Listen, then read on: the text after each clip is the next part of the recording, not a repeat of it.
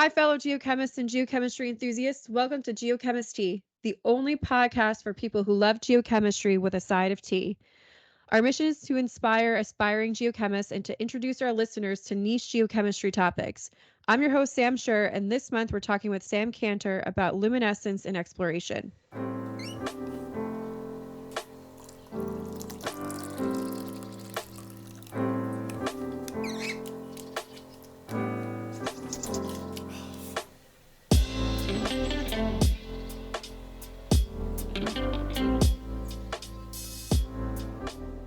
Sam Cantor is a customer success lead at Sequent. Sam, welcome to Geochemistry. Thank you for having me, Sam. It's my pleasure. Sam and I were put into contact by mutual friends at Sequent because Sam is working on their Driver product. Super neat. Driver is a platform that uses a novel set of algorithms to tackle 3D modeling of complex data sets, particularly geochemistry data sets. So Sam, could you tell us where you've been and how your life has continued to be entangled with geochemistry? Absolutely. Growing up, I was always interested in rocks, and my mom noted the interest, and everyone kept telling her all kids are interested in rocks. But I guess it stuck for me. But the real thing that was amazing is that I actually had a bona fide geology class in 10th grade. So in high school, I had a geology class. And one of the key things I remembered is we had those standardized tests to get into university. And the science portion of the ACT had a geology question that almost everyone I know missed, and I got it right. And so I had the wonderful experience of explaining some of these basic geologic concepts to a bunch of my high school friends who just, missed that question. So that definitely kind of spurred it. What was the And then question? I think it was something about sedimentation or tectonic Sure. processes or something. And so I was really interested in that. And my guidance counselor was like, well, you live in Boulder, so you should go to Sequoia Mines. And I just took that at face value and didn't really realize that was an engineering school till I got there, sort of embarrassingly. And I think a lot of geochemists, I am not the best at math or a lot of those topics. So after severely struggling for 3 semesters, I transferred back to CU to do just general geology. During that time, I got to work my chemistry muscles out. I worked at an environmental lab that was testing asbestos samples from all over the place. Then I worked at a gold mine as an intern, and then I helped a PhD student with radionuclide isotope samples. And then got into the mineral exploration game, and that was really where all the geochemistry came to a head, and just fell in love with the science. So got to do gold exploration in Nicaragua, and then, like a lot of geologists, the price of gold crashed, and I ended up in the Midwest doing groundwater sampling of landfills and soil sampling, and which is about as fun as it sounds. And so I got a master's program at UBC with the Mineral Deposit Research Unit, and then got to look at a lead zinc mine in Peru, investigating stable isotopes. And that's actually where I tripped into this whole luminescence thing, which I'll detail in a bit. So it's been a lot of different flavors over the years. And I think a lot of geologists, no one's path is linear, and you just kind of do what you can with your skills whenever you are presented with some opportunities. You can't be more right about that. No path is linear. So true. Crazy. And no path is easy. When I've heard people's stories, usually the one thing that they all had in common is that, for their undergrad, they stayed in one place, but your path was already not linear from the beginning. So Yeah, no, I didn't go that far. It was only about 20 miles, but I yeah. do remember something that was very helpful, which was, I think, my senior year, we sat down in a room with a bunch of senior geologists, and literally every single one of them described the most erratic pinball career. And my dad, was a kind of 40 years in a watch kind of guy at IBM. And so that was kind of the career that you look at. And then it was so refreshing, just for context setting, to hear all these really accomplished geologists, but just, man, like everywhere, all the random serendipitous changes and opportunities. And it was basically, the lesson I took from that is you just kind of got to say yes for a while. And then once you get more experience, you can maybe be a bit more picky, but certainly at the beginning, you kind of got to say yes to everything.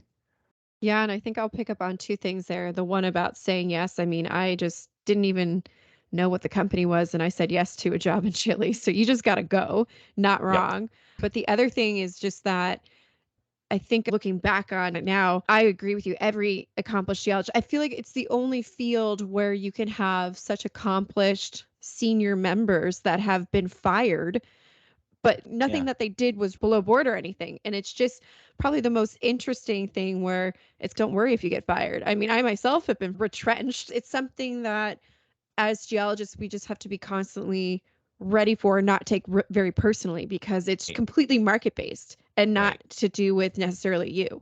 So, Well, it's similar to the sort of tech industry too, where you'll get people who are really high level product developers and stuff, and they just get laid off with some crazy market event. And then after the big layoffs is when you get the formation of all these new companies. And you see that with a lot of the origin story of a lot of really successful exploration companies or exploration consultancy groups. It's just a bunch of people who got laid off and were sick of, sitting with that sort of commercial sword of Damocles above themselves. Well, I can work at this company until a downturn, and then I'm screwed.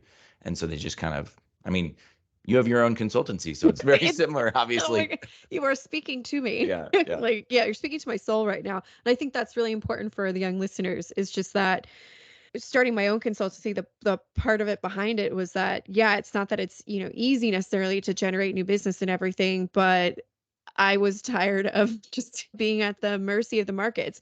Like, if I'm going to Right. be at the Mercy of mercy the of the market. markets, it's Yeah. on my own terms and I'm ready to go because I'm not an overhead expenditure at this point. Like, I'm just something that they can pay as a one-off. So anyway, everybody's got Yeah. their own business model here, but yeah, no, it's a very interesting point. I think it's definitely not unappreciated by anybody that's listening out here.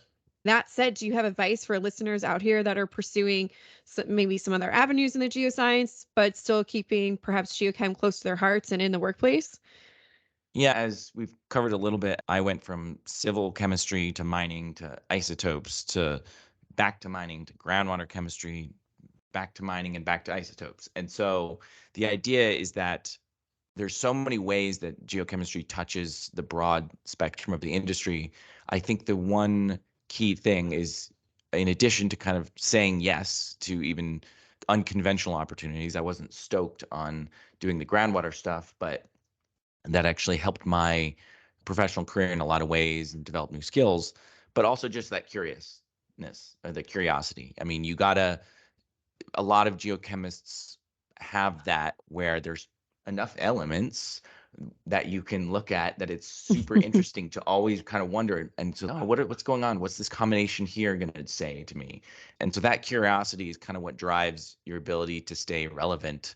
And, when I went into environmental, it's, instead of maybe an average 51 element suite, you've got 190 contaminants, and it's not as exciting to talk about them, but the combinations and what they're saying is pretty interesting. Such a good point.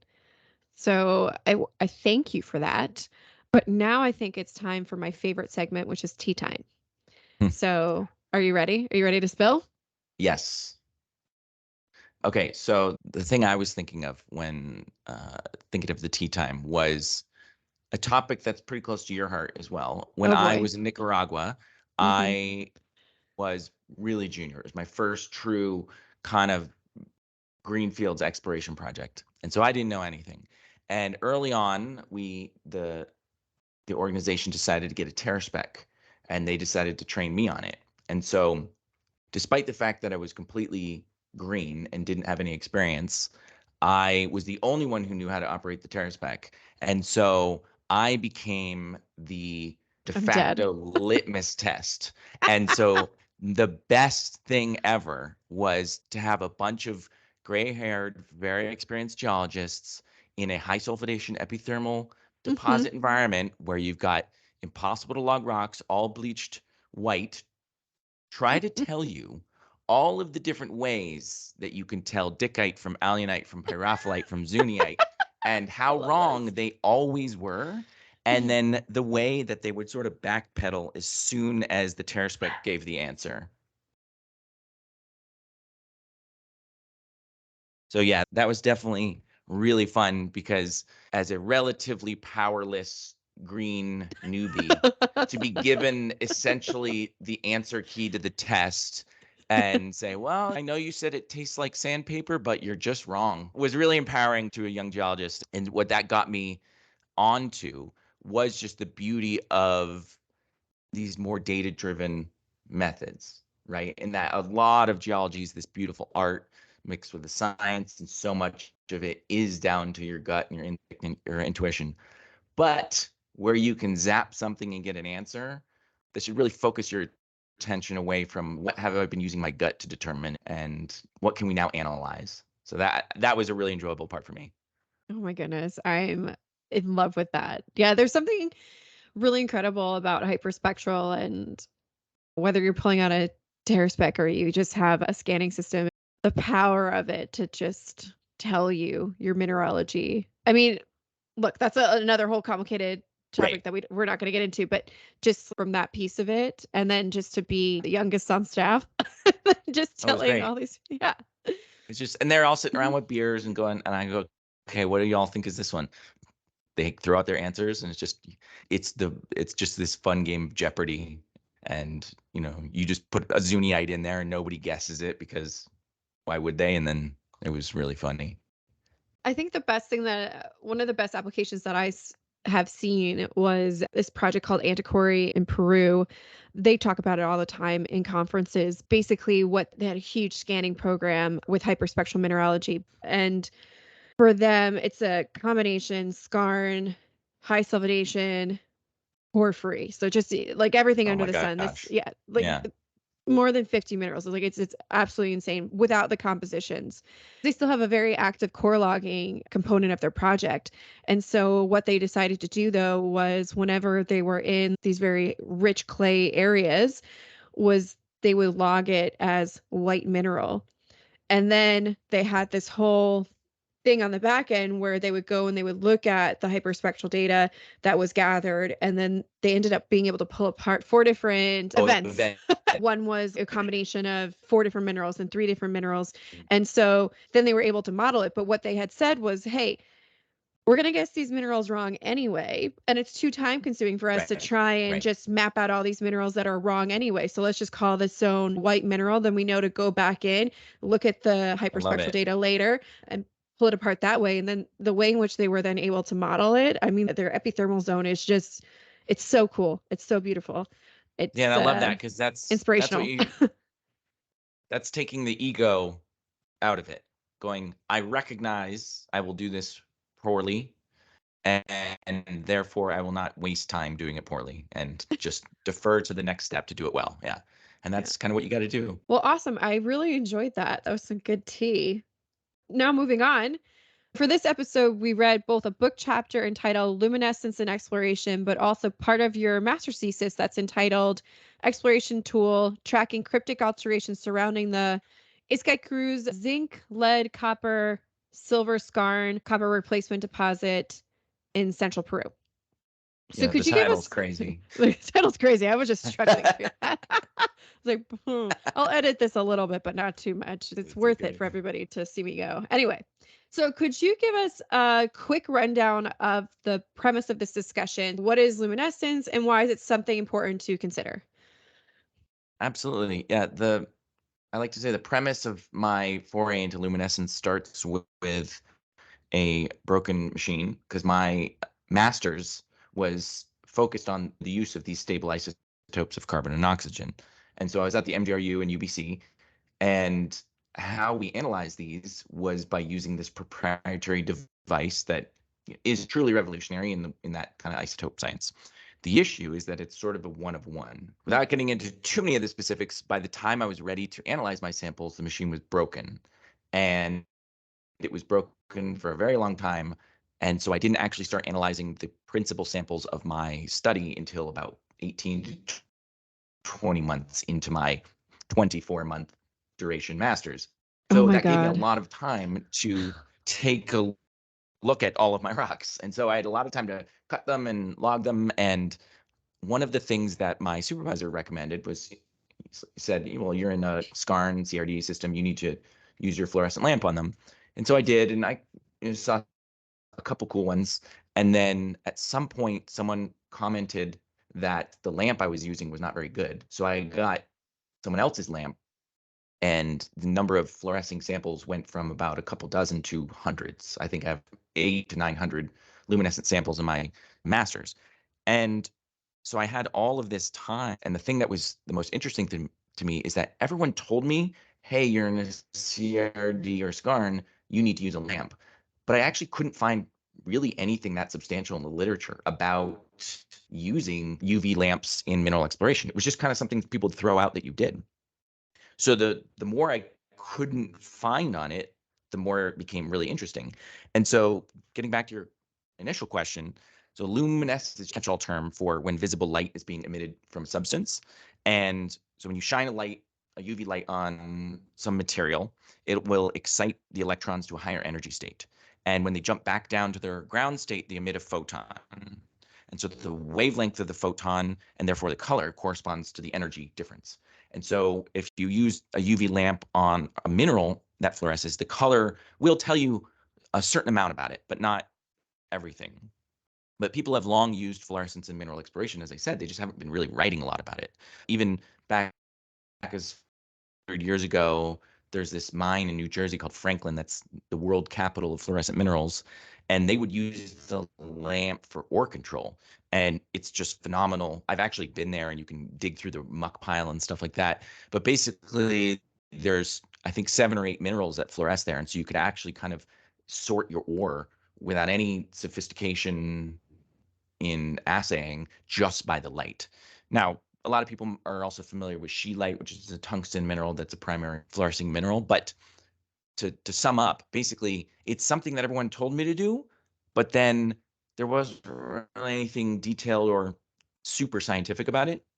So it caused me to try to put a little bit of science into this kind of practice. And I'm really happy to say that I had several colleagues at the MDRU who took it way farther than I did in the scientific sense. And I'm working on a paper with some colleagues that'll be coming out later this year or maybe early next year that will summarize all the advances that have been made. That's so interesting in the sense that, well, first of all, that in that one mine, there's over 900 fluorescent minerals. Like that just is blowing my mind. But it's really interesting that it's also widely used in the oil and gas industry. And as you say, it is used in our industry. It's underutilized for something that could be such a very low cost, easy technique, easy win, especially in the exploration phase. So I definitely look forward to chatting more about this. Getting into some of my questions here, I would say that a bunch of our listeners know about the infrared in terms of some remote sensing and hyperspectral basics. That's definitely a big hot topic right now in our industry. But the UV is an adjacent technology. So to get us all situated, where in the electromagnetic spectrum would the UV sit? Yeah, so UV sits outside the visible and it sits below it in the shortness of the wavelength. And it's been really interesting because a lot of insects and animals actually use it. Some bees and owls and birds use it. But in terms of equipment, geochemists are used to all sorts of different types of equipment. This is the easiest it ever gets. It's just a lamp, right? So there's shortwave, midwave, and longwave UV lamps. And so they'll range kind of from maybe 254 to 365 nanometers. But the vast majority of luminescent rocks are active with the shortwave. And so for any explorationist or geochemist to get into it, I recommend buying a decent lamp. And there's essentially no maintenance, right? Unless you drop it. But there's so much depth that you can get into. But the beauty of it is that you don't really have to, that you can just use a shortwave lamp, start looking at some of your qualitative relationships, and hit the ground running. The only thing is it is a UV lamp, so you got to wear gloves and sunglasses. I had a undergrad student who was helping me out with something, and he just had the funniest sunburn on his one finger Oh because my goodness. he kept holding the rock, and so it was like on the side of his index finger. He just had this gnarly sunburn. Oh my Just, goodness. he was kind of like, UVA or UVB? yeah. So So then, we're talking about shortwave, long wave, mid wave, all sounding like fairly similar terminology to working with infrared. yep. But also in reading your paper, I discovered that there's also 5 types of luminescence. And I'm just wondering, how are they different? How are they related to each other? And then also, which one do I necessarily choose for my project? And really, what tools do I need? Yeah, so the main two are very related, and that's fluorescence and phosphorescence. So phosphorescence, if you have those glow in the dark stickers on your ceiling when you're a kid, that's phosphorescence, or is now they're trying to migrate to the term afterglow because it's simpler. But basically, fluorescence and phosphorescence are the same thing, where they're excited, and then fluorescence is where that electron returns to its ground state in nanoseconds, and phosphorescence is where it takes kind of any longer. And there's like a bunch of crazy, complicated physics with entanglement and stuff that causes the photons to take longer, but for a geologist, it's not relevant. It just does. But the key thing is that the phosphorescence is really interesting because some of it lasts 1 second, and some minerals will have 15-second glow after the light source has been removed. And so even in my master's project, and as I talk about in the chapter, I was able to quantify that and actually give these sort of categories of phosphorescence intensity by how long it lasts and how strong it is. Now, cathodoluminescence is not something I used, but it's where you do need a specialized piece of equipment. And a lot of times it's used for, I believe, looking at elemental composition of minerals and making these little maps and stuff. So if you're in that kind of very academic, detailed study, that's where it's going to be useful to you. I've seen it used a little bit in active exploration, but it's one of those things that's, you're seeking an explanation that might not be very timely. So it can take a while. Triboluminescence is really interesting because it's basically you hit it and it glows and it has, yeah. Like a glow I stick? don't, yeah. So you like break the rock and then the physical breaking of the bonds releases photons. I've never seen it and I've seen a video of it, but yeah, it's really interesting because this person was, Wild. I'll see if I can send it to you, but they were taking their rock hammer and hitting this outcrop at night. And I mean, it was like a video game. It just glowed. It was like if you've ever been in a bioluminescent ocean, you splash the water and it glows. It was kind of like that. I don't know how you'd use it, but it was neat. And then thermoluminescence is similar. It's when changes in temperature can basically release trapped excited photons. And the interesting thing that I learned about fluorescence and phosphorescence is that they're also temperature dependent. So if you're curious to see what your fluorescent response is, you can cool the rock down and it will usually be more intense. And so, but what I will get into a little bit later is just that everything about using it in mineral exploration is consistency. You need to take your photos consistently. You should have your temperature consistent. If you're logging in a hot core shed in the summer or a cold core shed in the winter and tracking the luminescent response, you'd probably see a noticeable difference in intensity during the winter. And so you wouldn't want to be doing kind of apples to apples comparisons. Mm, yeah, I hear that. So let's shift a bit from physics and definitions now to talking about some crystal chemistry. Veneers were work due to both electronic processes, so crystal field absorption and electronic transition, and then vibrational processes, respectively. S- We've already kind of talked about this a little bit, but just to underscore this here, what causes these minerals and rocks to luminesce then? Yeah, so I'll focus on the fluorescence primarily. Mhm. But yeah, so the process involves a delicate mix of three factors. They're called activators, sensitizers, and quenchers. So simply, activators cause luminescence, sensitizers enhance it, and quenchers quench it. Activators are almost always some concentration dependent ion substitution in a key spot. So you might have manganese 2 plus is a very common one. Translocations in the mineral lattice can cause it, but I don't think they're common enough to be really a primary factor. Sensitizers are really interesting because they change the color and the strength of the fluorescence. So a very common one is this manganese 2 plus in calcite. It'll make this sort of medium pink color. But if you have a sensitizer like lead as well in certain concentrations, it becomes this vibrant, bright red. And the physics are complicated, involve these sort of transfers of band energy and stuff like that.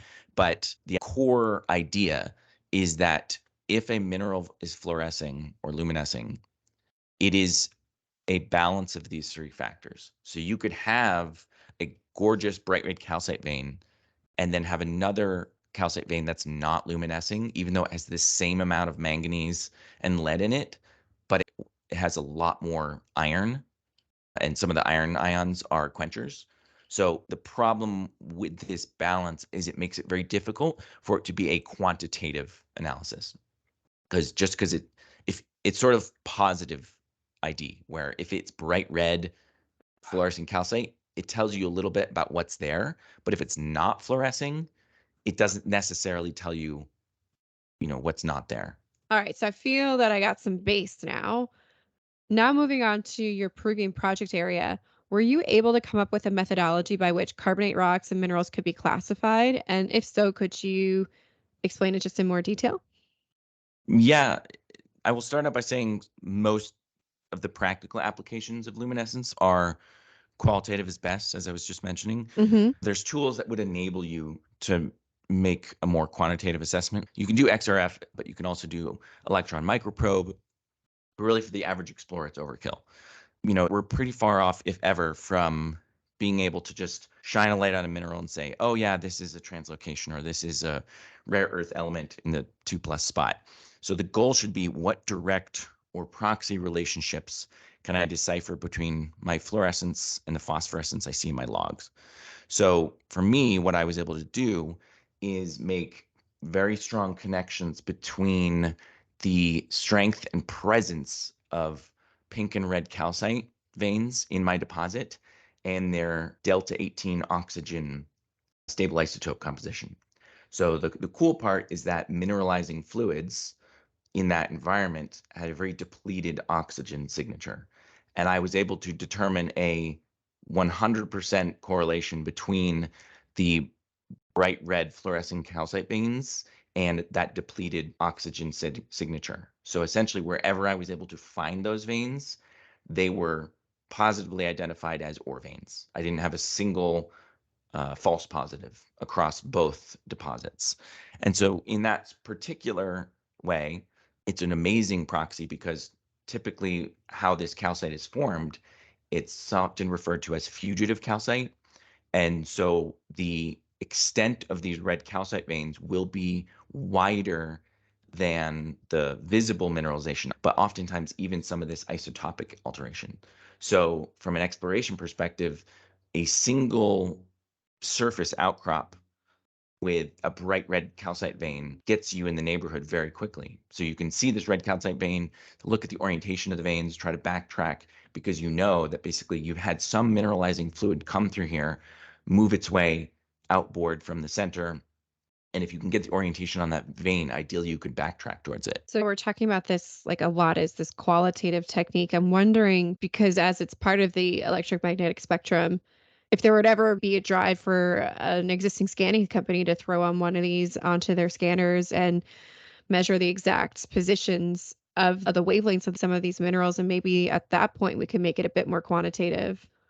Yeah, so while I was at UBC, I was trying to collaborate with a chemistry professor who had a long wave UV microscope. And it was Hmm. very cool because I could actually get the number associated with the color. Sure. Now, the issue was it was only long wave because, I mean, chemistry, there's 10 million papers on fluorescence and phosphorescence, and they use long wave a lot. And so for me, the problem was most of my minerals and rocks didn't respond to long wave.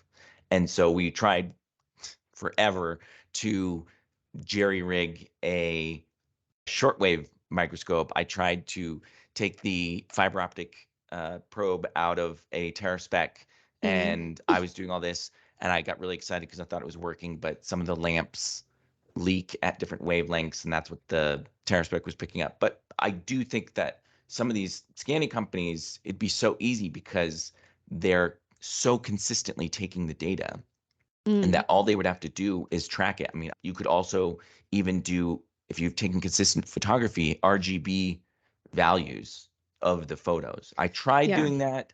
I think if I did it now, it would be super easy to just train essentially like a computer vision algorithm to harness that. But at the time, I was subject to whatever free software I could find, and it just didn't pan out. But yeah, I mean, there's all sorts of ways to quantify it as long as everything's consistent. right? Hmm. Consistent lighting, the distance Yeah. from the illumination source, that's really hard to do. But all of that would be solved with these companies you're referring to. Yeah, so interesting. Now I'm thinking like on a totally different plane. But moving back to the more qualitative space where we were, which definitely, as your paper shows, has huge value. But one thing that I was thinking, having perfect vision myself, I say with my computer glasses on. Anyway, but would there be issues for people that are not just colorblind, but not everybody perceives color in the same way? So would there be some kind of issue when trying to apply a technique like this?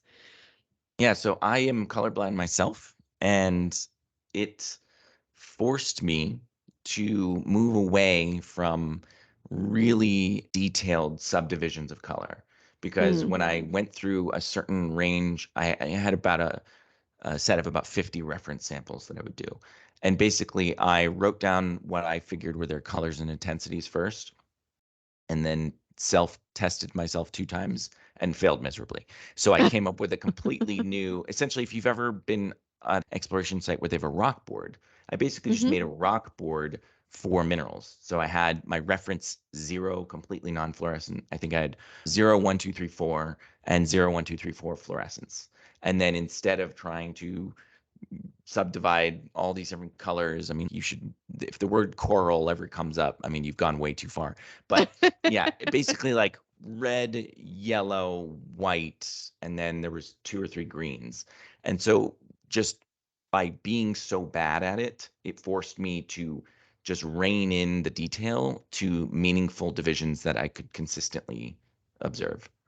What I find so interesting about that comment is just that as geologists, we love to subdivide so much and just whatever the opposite of oversimplify is. But, we just to have all these subdivisions that I find that we could get out of control really quickly with this. So I think having a reference like that, where you're saying that it actually was this really quite simple scheme that you produced that had such large scale value, I think that's pretty cool.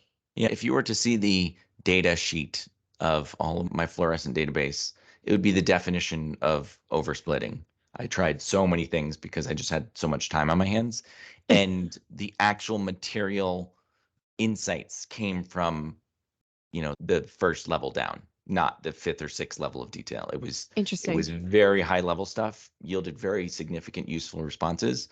But that's actually good. That tells you that if That's you're in an really good. exploration project, you don't Mhm. need to be of that academic mindset that you would need to be to use a lot of those tools. If you're doing fluid inclusion work or something like, you have to take it seriously and do a very detailed job. But when we're talking a cheap couple $100 lamp, the qualitative assessments are such that you could hire local field help. You could train a completely green intern and just give them a couple guardrails and just set them loose to scan outcrops at night. I mean, there's a lot of really cool things you can do because you don't have to go that detailed.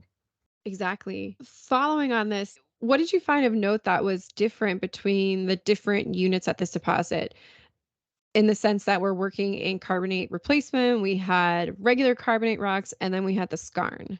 So did you see any like differences between these? Because we're talking about not subgrouping everything too Right. much.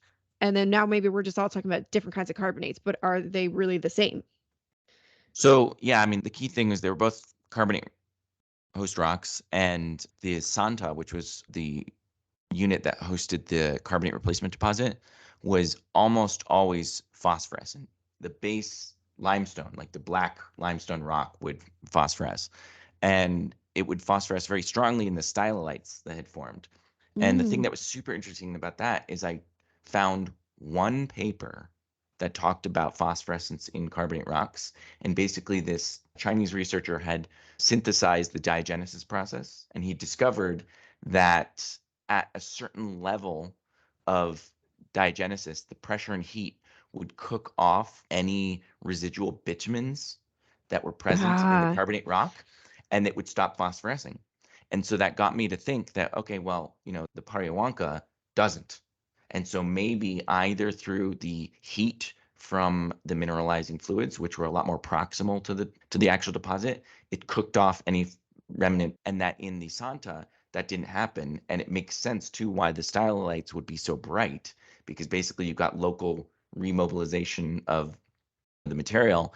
And it's really fascinating because that's all I could find. And I haven't seen anything since. Hopefully, maybe this will inspire someone to look at it. But it would be really cool if you could actually determine that, hey, this carbonate is phosphorescing. That says it has never gotten above this temperature during its diagenetic process. Because if it had, it would have cooked all the phosphorescing stuff off. So it was like, it didn't actually make any difference in terms of my insights to the deposit, but it was this really interesting line of diagnostic research that I think would be really cool if somebody could sort of pin down one day. Oh my goodness. I love all these different tangents that research and even in working your daily life because you have to I don't know, I find that I'm always continually researching something to solve some kind of problem, but where these different rabbit holes take you. Yeah, just have the main focus of your thesis be broken for 19 months, and then Yeah. that's all you do. Yeah. You got to fill the time researching stuff. So Oh my goodness. Try and create like new things in the chemistry lab. Yeah. Any kind of ore deposit, right? We love our veins. We talked a little bit earlier about some veins. With this, could you see different generations of veining? yeah, this was the best part. In terms of detail, my paragenesis was not something where I went too detailed. And the greatest part about using luminescence is, especially with something like calcite veins, you'll have 3 or 4 different veins intersecting each other. And from a textural and visual perspective, it's hard to confidently put one over the other. And then you turn off the light and turn on the lamp and go, oh, okay, yeah, there it is. And Mm. it's just so obvious. And it's so many ways it can manifest itself. So one of the cool things, you've got a fluorescent calcite vein that's cut by a later non-fluorescent vein. So sometimes it's like a eraser, just completely, it's black through it. And so you've got this vein that has a black cut through it. Then there's sometimes where you've got the opposite.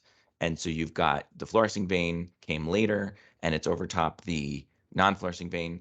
Or sometimes you had something where the intersection, you've got some fluorescence coming through, but not all of it. And you between colors and phosphorescence, sometimes you could see, well, these both glow white when it's fluorescing, but you turn off the lamp and one of them phosphoresces. So it keeps glowing on top Oh, of the other one. So you have multiple wicked. layers of tools, Mhm. and the relationships are so simple because it's most of the time those cross-cutting veins are destructive of any luminescing property just because they're replacing it. And so it was so phenomenal for that, where you'd see, I mean, there was a couple times where you couldn't tease it out, but there were so many times where without the lamp, there's no way you could confidently say what was going on. And with the lamp, it was just child's play. So Oh my it's goodness. so good for those. So now moving back a little bit to the quantitative space and knowing that you work for a 3D modeling company, do you have any idea of how we would model this or integrate it with other data sets such that it could be integrated in a 3D model? Yeah, so definitely you can always start with the binary thing, right? Fluorescent, Mm. non-fluorescent, right? Then you can move into intensities. I guess it would depend on how detailed you were being in your logging, but certainly with something like a scanner that goes down the entire hole, you could really start looking at whether or not you're seeing changes in intensity or presence. Now, integrating with other data sets, like I said, you're really just chasing proxies. So, what are important signifiers that you're trying to find? Is there a lithological horizon that's significant to your exploration model? Okay, now got the lights off, you lamp everything. Are there differences in the presence, absence of fluorescence, phosphorescence that you can use as a guide? Oh yeah, as soon as we get, because like I said, as soon as you get into the ore zones, even in the Santa, the one that phosphoresces, all the background limestone stops phosphorescing. And so it's something like that, that even before you get to the visible ore, the background limestone was decreasing or had reduced its phosphorescence. Now, I can't say for sure that it was, the heat from the mineralizing fluid that cooked it off, because I didn't do detailed enough work to say that. But the idea is, when you're in exploration, you just need something that works. You don't even have to be able to explain it, right? So if you can consistently assign a luminescent property to some change that matters to you, you don't have to worry about why it's happening. It's just that it is, right? Yeah, and I think that really goes to answer my last question here, which is how do you envision luminescence as an exploration tool? There's so many applications because it is the cheapest piece of your exploration toolkit. I would say if you're in exploration, go ham, spend the $400 on the really nice lamp and make it part of your logging, right? That's the idea. You won't look at every photo, you don't look at every mineral, but it's one of those things where it's kind of nice because for a lot of deposits, the majority of your rock doesn't fluoresce, doesn't phosphoresce. So when it does, it's interesting and it's immediate, right? You turn off the lights, you turn on the lamp, it is or it is not luminescing. There's not a time delay like there is with traditional assays. It's closer to real-time spectrometer work. And the skill level is really low. And so I've done, like I said, work in Peru and Nicaragua. I mean, anything that you can, whether it be surveying or logging or core photography, anything that you can train coworkers to do reliably in your absence, just kind of delegate this data collection task. It's just so much more beneficial for your exploration program. One of the things that I always suggested was some of these locations, people will build walls around their property out of rocks. That was something we saw in Peru. People will just bring all these local rocks around. And so one of the things, you could even have someone just lamping not just outcrops, but these sort of artificial collections of rocks. And again, only one significant find can really point you in the direction. One of these bright red calcite veins can really steer you towards what you're looking for.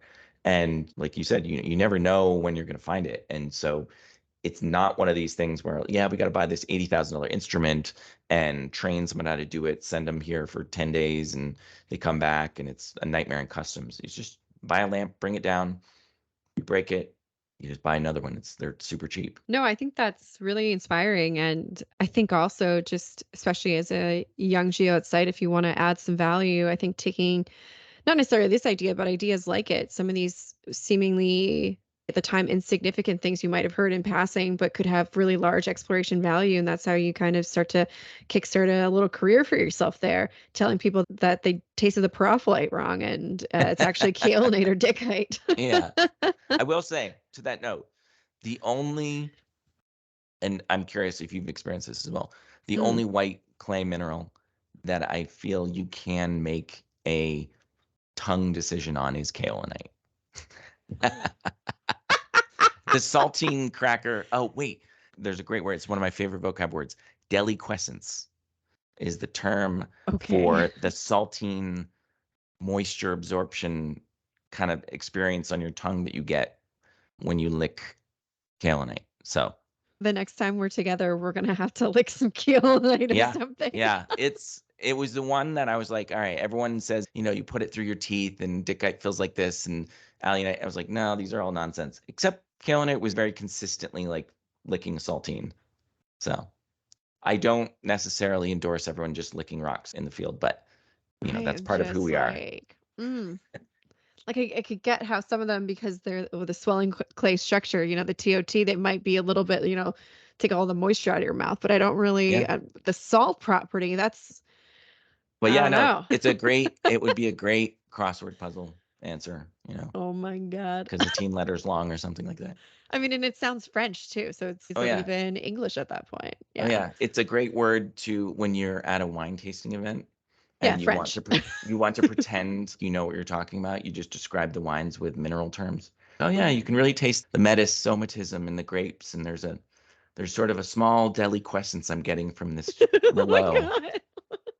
And then nobody's going to challenge you because no one who knows what they're talking about wants to look like they don't know what a deliquescent wine means. So to I all you geologists cannot. out there, it's a great move. It's a power move. Well, I want to thank you so much for being here, Sam, and I hope that this discussion has given some of our explorers out there something to try and perhaps to tack on to their toolkit. So thank you all for listening to Geochemistry, and a big thanks again to Sam Cantor for being on the show, dishing some tea, and taking us on this journey. Thanks to our sponsor, LKI Consulting, and to It's Water and Coma Media for our music, and I'm looking forward to chatting with everybody next month. Thanks, Sam.